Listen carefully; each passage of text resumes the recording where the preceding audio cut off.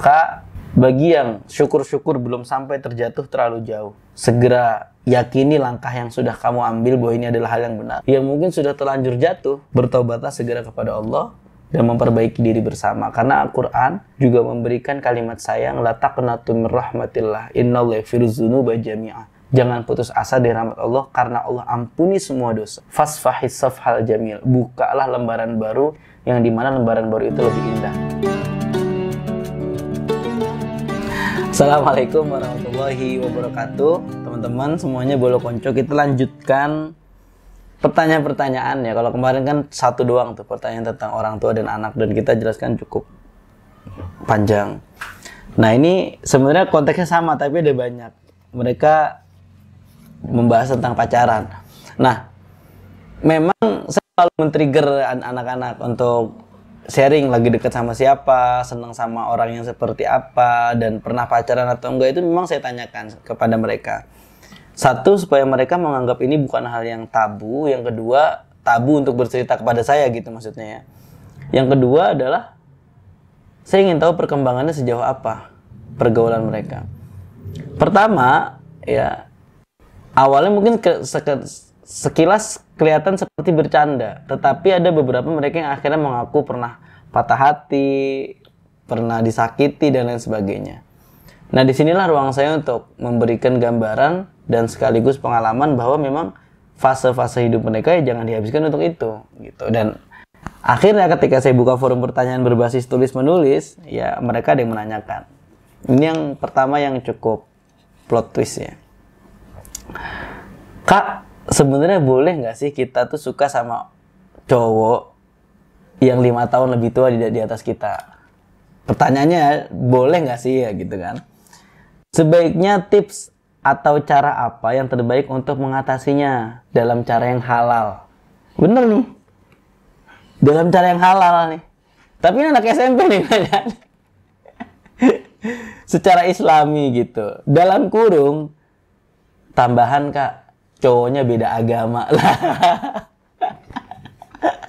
Ini kan lucu ya. Makanya saya jawab, kalau pertanyaannya boleh nggak suka sama yang 5 tahun lebih tua? Boleh.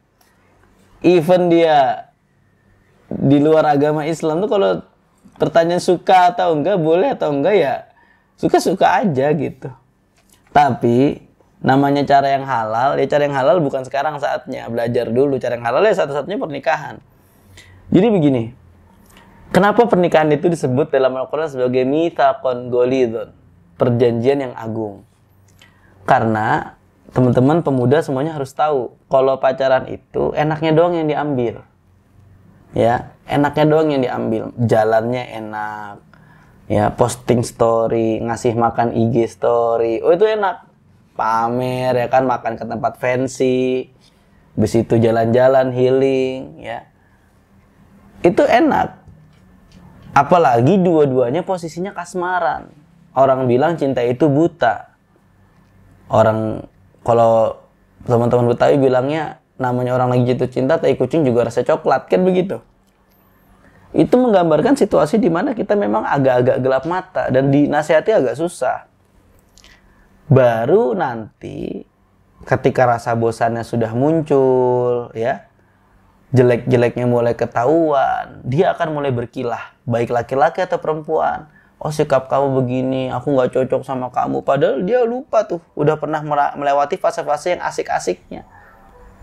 Nah, pernikahan disebut mitsaqon ghalidhon karena memang berangkatnya bukan hanya dari rasa kasmaran yang di awal berapi-api, seneng udah.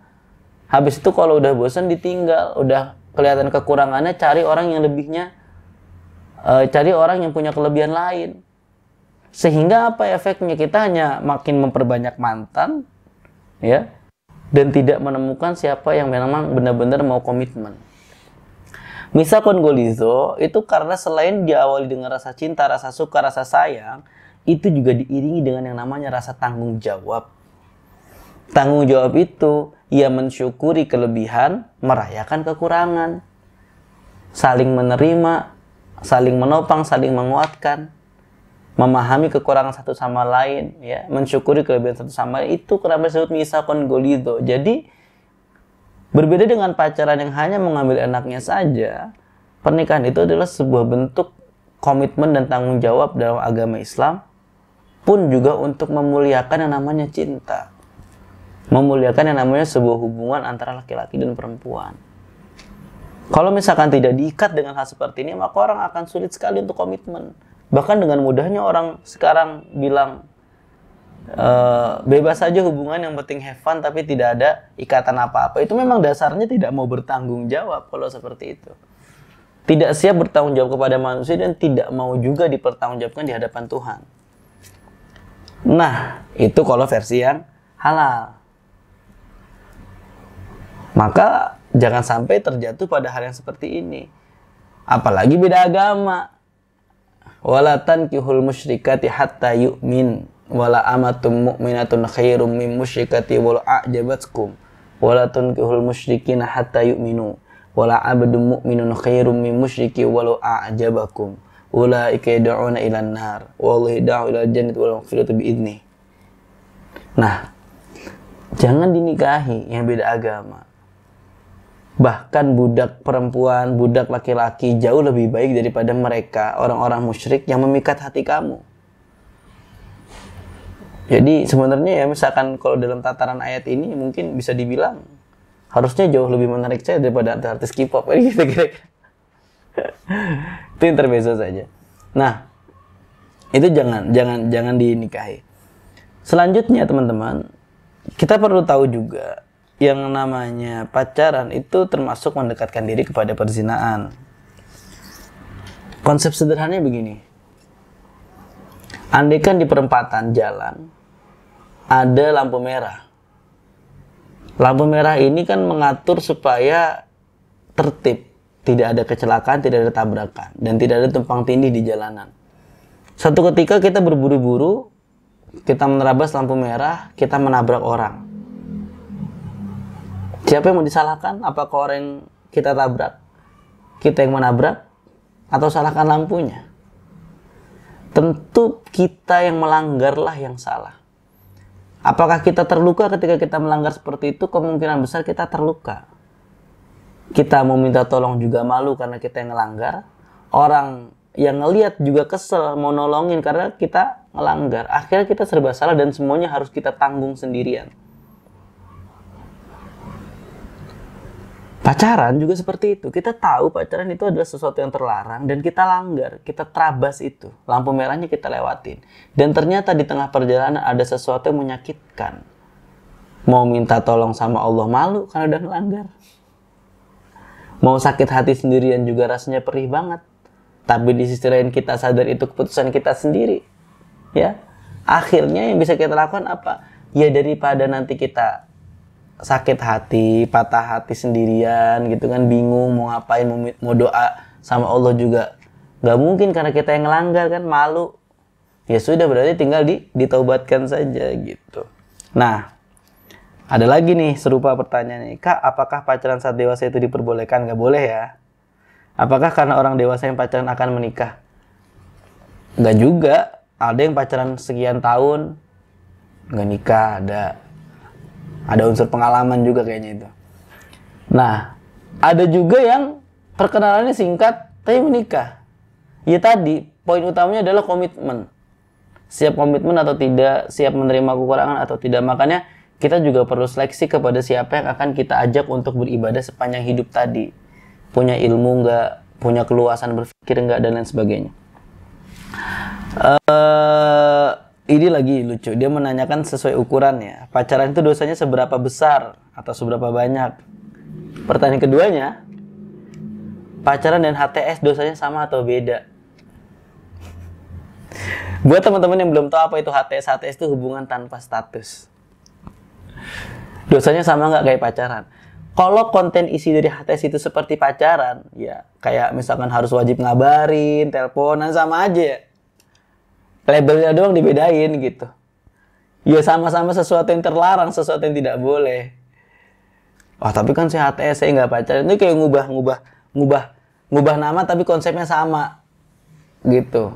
Ibaratnya lontong yang satu dibungkusnya pakai daun pisang, satunya dibungkus pakai plastik. Isinya sama-sama lontong.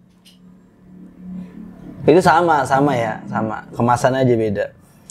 Lalu bagaimana dengan ta'aruf? Ta'aruf itu sebetulnya mekanismenya itu tidak seperti HTS atau pacaran. Dia mengenal lewat orang terdekatnya.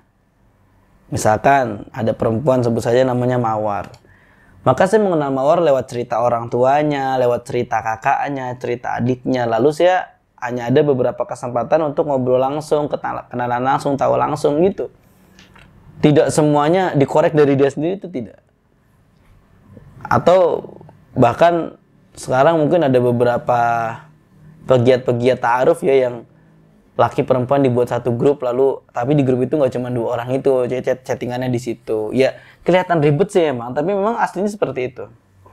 Jadi bukan mengenal langsung dari orangnya secara mendalam gitu ya, tapi kenal mendalam lewat orang-orang sekitarnya.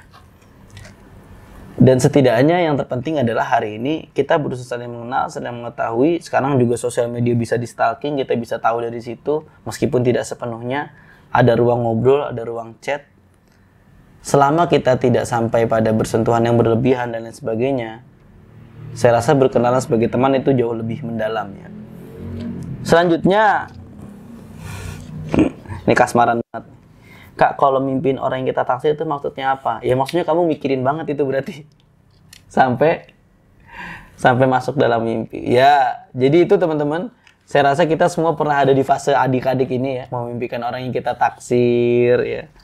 Suka. Jadi ada juga diskusi dulu kecil. Diskusi kecil-kecilan saya dengan guru tafsir saya di Aliyah. Di saat itu saya tahu teman-teman saya itu sebenarnya banyak yang pacaran. Saya bilang, guru saya bilang, di sini siapa yang punya dalil pro pacaran? Saya angkat tangan. Waktu itu saya angkat tangan. Lalu saya ditunjuk sama guru saya. Apa Rizky dalilnya pro pacaran? Ya nggak ada dalilnya Pak. Cuma saya rasa daripada dia bahagia sama orang lain, mending bahagia sama saya. Karena kan membahagiakan seorang mukmin juga ada pahalanya. Saya bilang gitu. Guru saya langsung mengernyitkan dahi gitu ya. Astagfirullahaladzim gitu. Dalil apa ini? Ya akhirnya beliau menanyakan ulang. Oke, kamu kalau pacaran banyakan istighfarnya atau banyakan dosanya? Saya jawab, saya pikir itu seimbang Pak.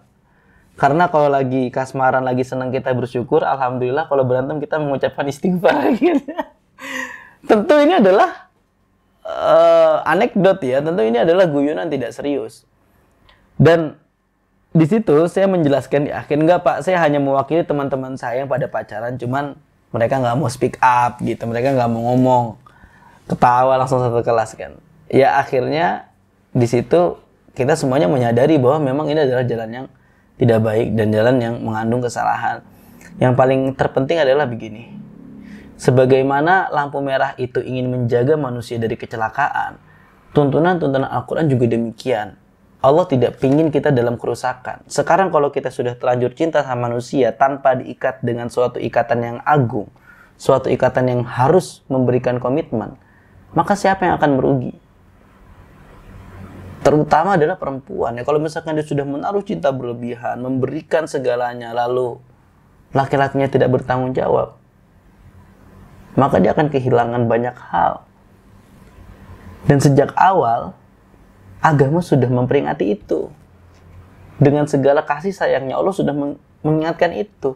Cuman karena kita buta, kita tidak melihat itu, seolah-olah kasih sayang Tuhan ini kita pinggirkan demi orang yang kita sayang. Dan ternyata orang yang kita sayang, kita perjuangkan itu, sayangnya hanya sesaat atau hanya sekedar mengincar sesuatu dari kita.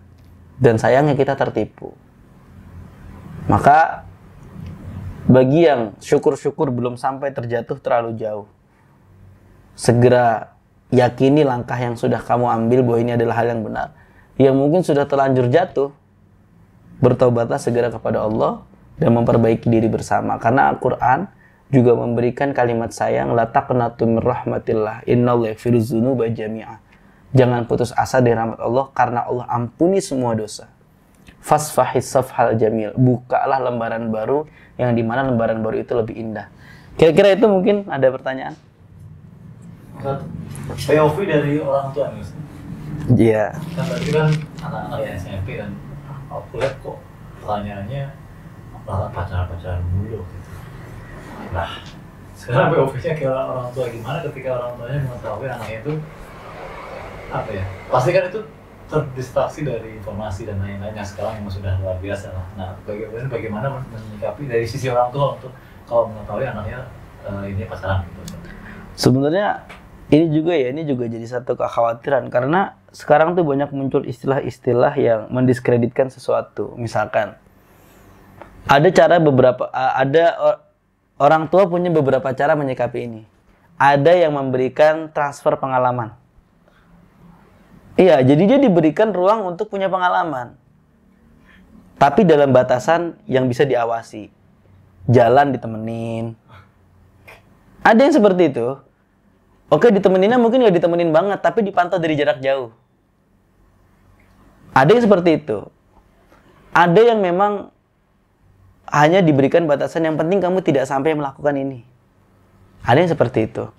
Ada yang total. Dalam artian tidak diizinkan sama sekali, ketat.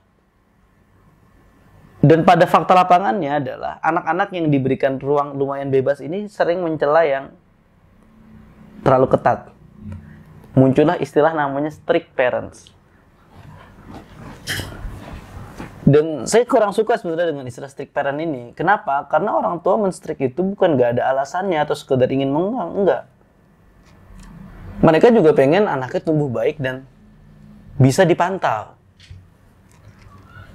Dan saya rasa se-strict-nya orang tua itu kalau alasan kita masuk akal dan alasan kita bisa dipertanggungjawabkan, itu mesti diizinkan kok. Jadi banyak juga sekarang anak-anak yang dengan PD-nya bikin status jalan diem-diem berbohong karena orang tuanya strict parents. Ya kalau sudah seperti itu dalam tuntunan agama, orang tua sudah memberikan pengawasan, pengarahan yang sudah cukup ketat tapi anaknya yang licin gitu ya. Itu maka sepenuhnya akan dioper ke anaknya. Kalau misalkan dalam batasan-batasan tertentu, jangan saya melakukan yang diharamkan, tapi diberikan keluasan untuk bergaul, yaitu berarti anaknya punya tanggung jawab yang lebih besar. Karena apa? Karena dia harus mengontrol dirinya sendiri. Semua itu ada efeknya. Kalau strict parents, kita tinggal ngikut aja, kita aman tuh. Cuma memang kita harus mengorbankan kebebasan itu. Ya kalau misalkan yang dikasih ruang bebas, oke, kamu yang penting jangan sampai melakukan yang dilarang. Kalau dia sampai kebablasan, dia akan mengecewakan betul orang tuanya. Udah dipercaya kok begitu. Dan itu akan menimbulkan nanti adiknya mungkin mendapat imbas yang berbeda. Akhirnya ke adiknya agak strict gitu. Jadi POV-nya macam-macam dan itulah pentingnya keterbukaan anak dan orang tua supaya mereka mau cerita siapa yang lagi deket. Bahkan sekarang juga ada beberapa orang yang anaknya punya sosial media tuh harus ditauin semuanya. Passwordnya apanya gitu. Saking menjaganya gitu ya. Ya itu tinggal didiskusikan antara anak dan orang tua. Baiknya seperti apa. Yang terpenting Quran sudah memberikan koridor luasnya seperti ini. Yang dilarang ini, yang diperbolehkan ini. Kira-kira seperti itu. Oke, thank you. Baik teman-teman, terima kasih. Wassalamualaikum warahmatullahi wabarakatuh.